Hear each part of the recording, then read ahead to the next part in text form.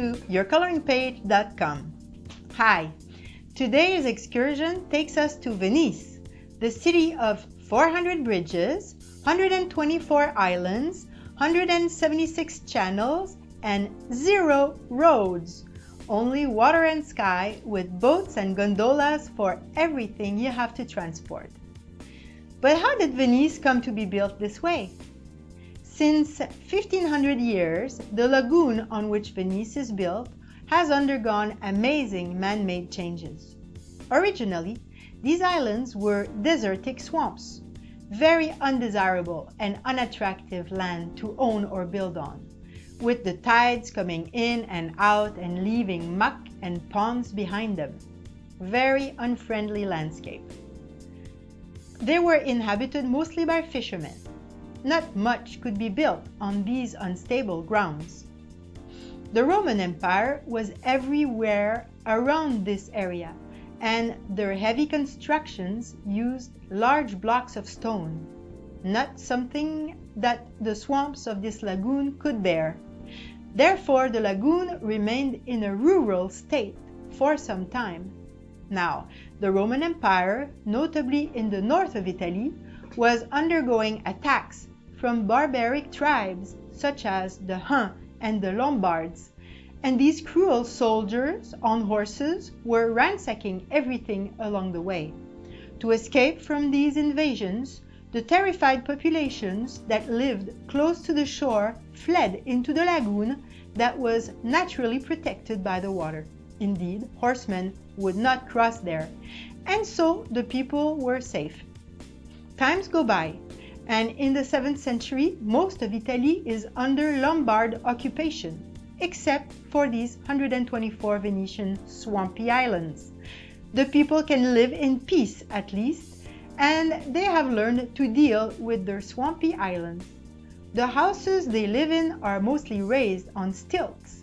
But wait till you see what the stilts did to inspire the future of the houses in Venice. The 9th century marks the birth of Venice. The city grows bit by bit, attaching to itself more and more small islands. But the Venetians have a problem. The ground is too soft for any heavy stone constructions.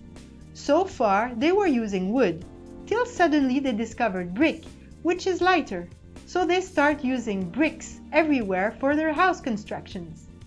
But how they will handle the moving grounds is epic. They will consolidate their grounds by pounding millions of tree trunks below sea level, all the way through the mud and into the layers of clay. These trunks become stultified by the salt, and they do not rot, but harden. They harden instead, and are still holding the grounds today after more than 1,000 years. How come they didn't rot is through some physics wonder. And above this base, they put up the holding walls, the floors, and the divisions. They accounted for some movements of the ground, and their floors, for example, were held to the main walls with long metallic rods that could flex in case it was needed. And their many windows were extra large to reduce the overall weight. And then the facades were decorated with luxurious lacework like stone carving, with an oriental style that was not at all like in the rest of Europe, since they had been under Byzantine domination rather than under Germanic, Roman, or Frank domination. Their St. Mark's Basilica is one of the finest examples of Byzantine architecture. Their position in water made it obvious that they needed to master water in all its forms.